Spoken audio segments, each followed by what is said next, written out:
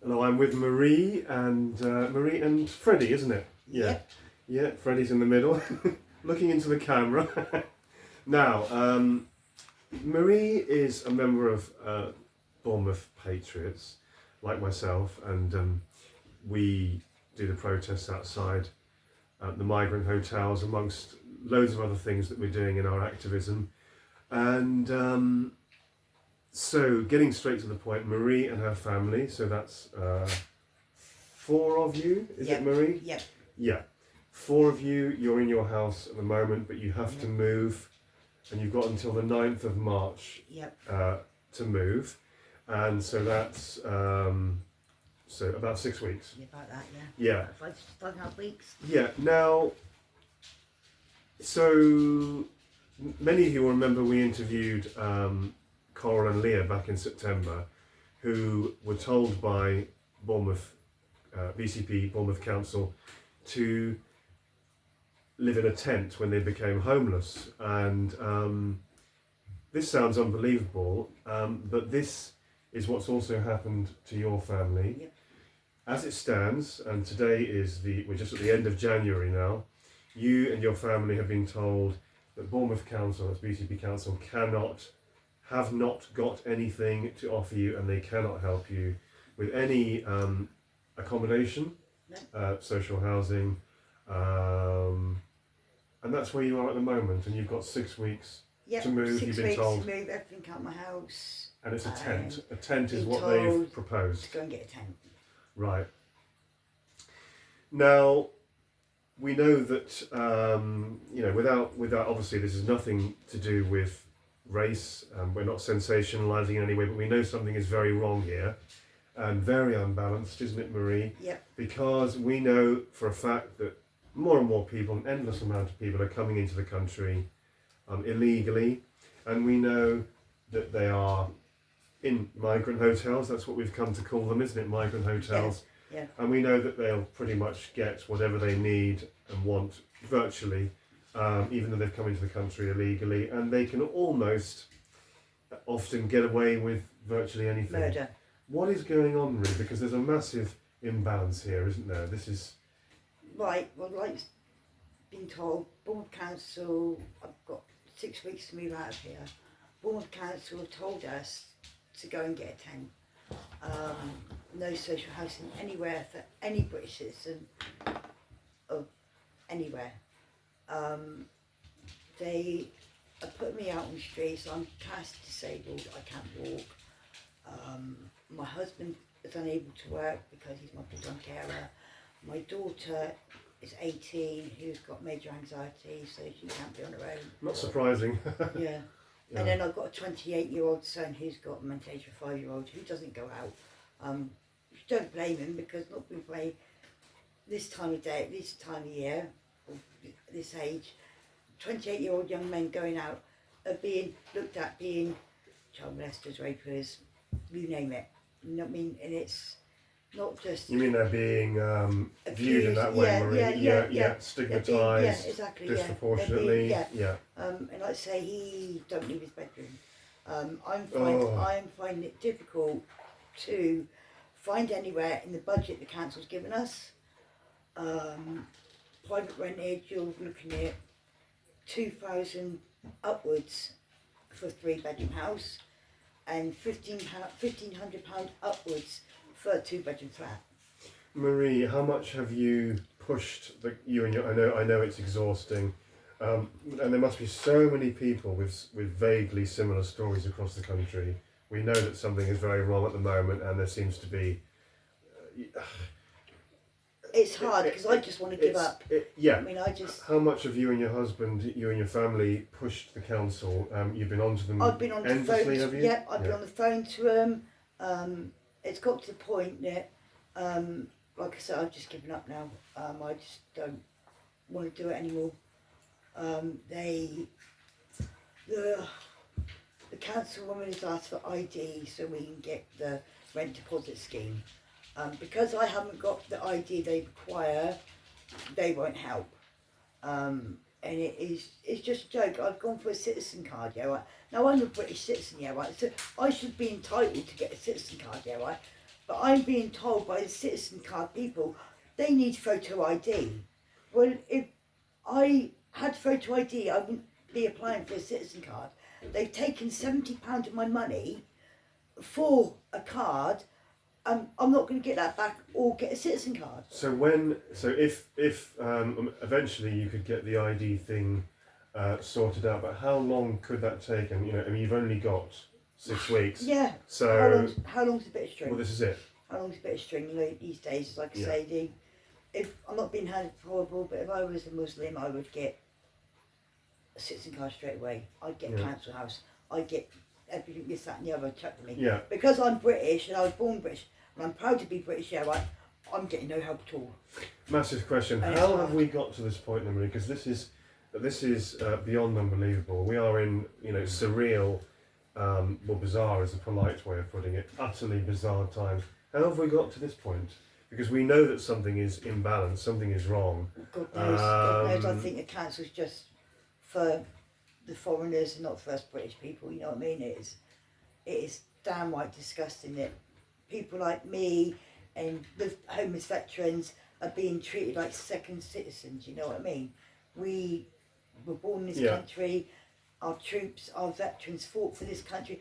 I sent a friend of mine a video that I watched on YouTube last night about this veteran who fought, and it made me cry because he fought for this country and he's saying, where's our country gone? You know what I mean? It's the same as with the house situation. Like I say, I need a house. I need somewhere to live because of my disability. I need to be able to keep, I can't be on the streets because I've got to have somewhere to keep my medicine. Yeah. I've got to be somewhere to keep warm. With my mental issues as well, it wouldn't be ideal. I've also got family pets. If I get put on the streets, one of them would be taken off me and put to sleep, and the other one would put in kennels. If we could resolve this situation, which I believe we will, Marie, obviously your mental health would be better. It would get better, yeah. It's not going to completely get better, no. It would be a lot better than what it is. I'm on the edge every day, wondering where I'm going to be. I get up in the morning and I'm crying. I go to sleep, I don't sleep. I struggle to eat anything. Yes. Because of the worry. You know what I mean? I'm not so worried about me. I'm worried about my children, my husband. My children, my husband, my life. Yeah. They've been there for me. They helped me through. I nearly died 2 years ago. I had 4 months to live, right? Because of my illness, because of my diabetes. Yeah, it nearly killed me. I'm still here today to tell a story. Yeah. Right. I don't want any other person out there to have to suffer what I'm going through. Is it? I mean, you might think this sounds a bit too optimistic, but I think 60 to 70% of the country, people in this country, would probably broadly agree with you. Yeah. And support. Yeah. And understand your case completely. We need to stand together as a country, not stand tear us apart. We need to be united as one. Have you spoken to people at the council, your family? Have you spoken to people at the council that you think have been genuinely sympathetic? No. Really, no one. None of them. None of them. They are so. Bureaucratic. Yeah. Bureaucratic. Red tape. Yeah. Red tape. I went down there and I stood there, and I think Wayne was with me, and I had an appointment with Citizens Advice. Yeah. Citizens Advice told me, "Oh, you need to come back in the morning." I said, "No, I'm not coming back." I said, "What's he doing now?" The security guard, because of my bipolar, I was getting really edgy, and I started getting a bit leery. And the security guard, "Oh, you do realise that I'm video recording you, and all this." And I said, "Well, look, I don't give a monkey to be video recording me." You don't give an F. I just want to get my point across, right? And I turned around and said, "But it's okay for these Muslims to come over here and get everything chucked at them, but you can't."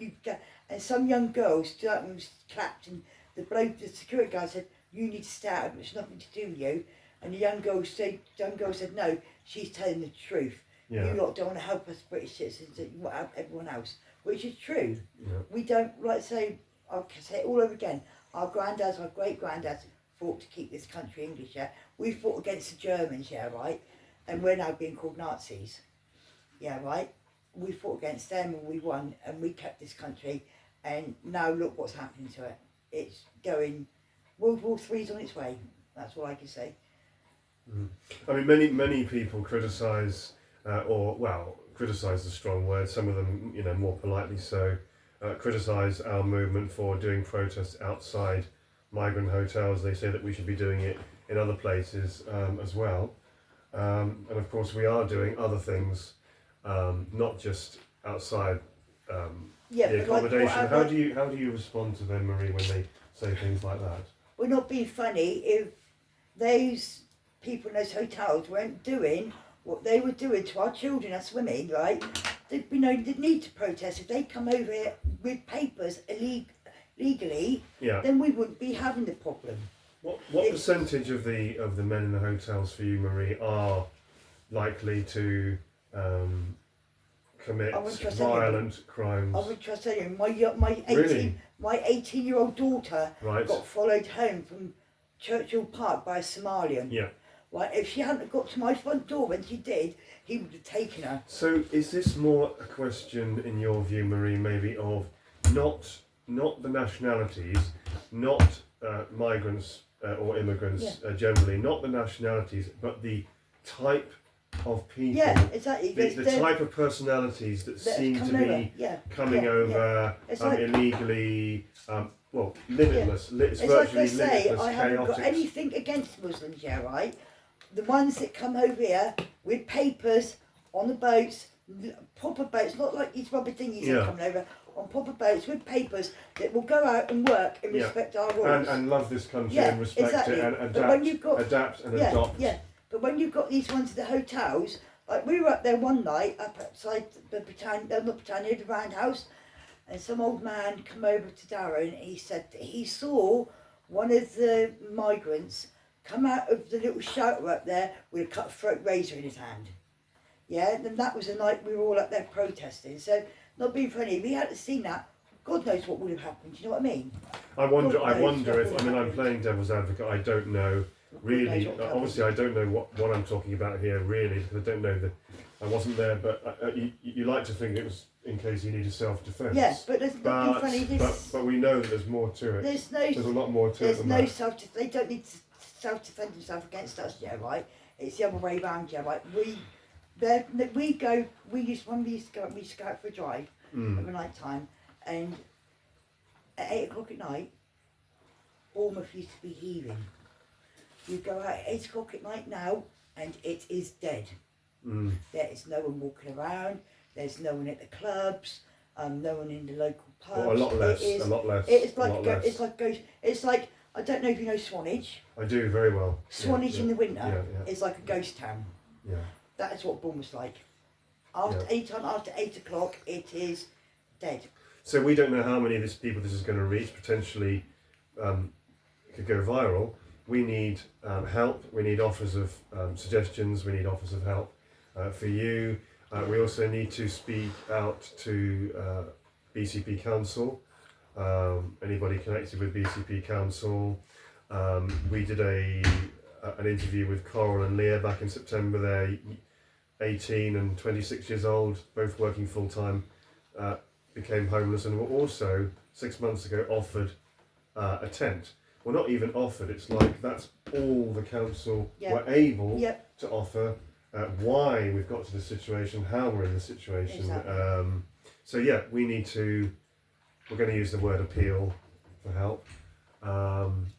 In fact, what I'll do, Marie, as much help as possible. Leave your contact details underneath the video. Yeah, that's fine, yeah. Yeah. And if email and phone number or both. If anyone wants to contact me and say, well, look, we can help you, blah, blah, blah. Any help would be most grateful, because I don't want to be in a tent with my children. You know what I mean? I know they're not babies anymore, they're adults, but they're still my children.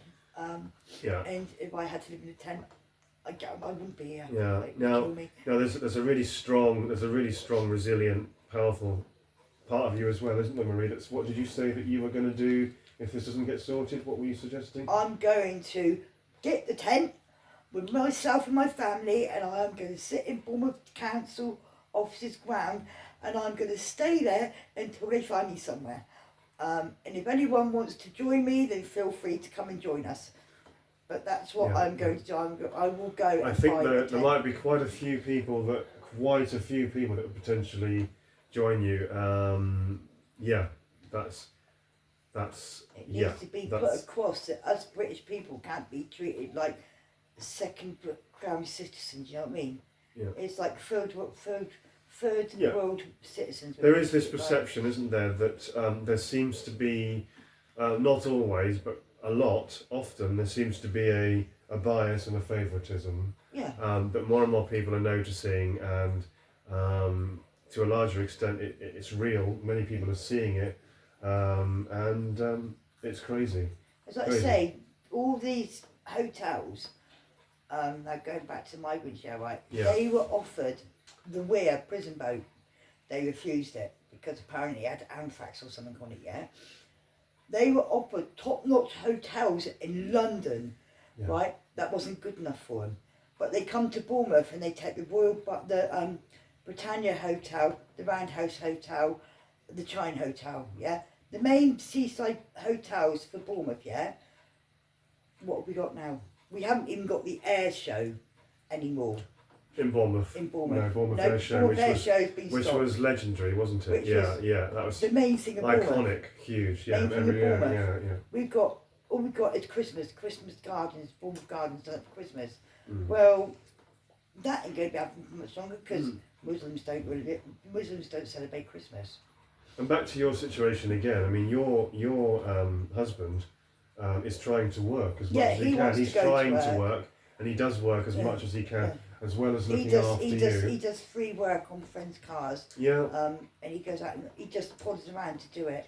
My 18-year-old and your daughter's also level 2 mechanic. Half qualified. Yeah. Half 50% qualified mechanic. She can't get anywhere. She gets penalised in college because she's a girl. Yeah.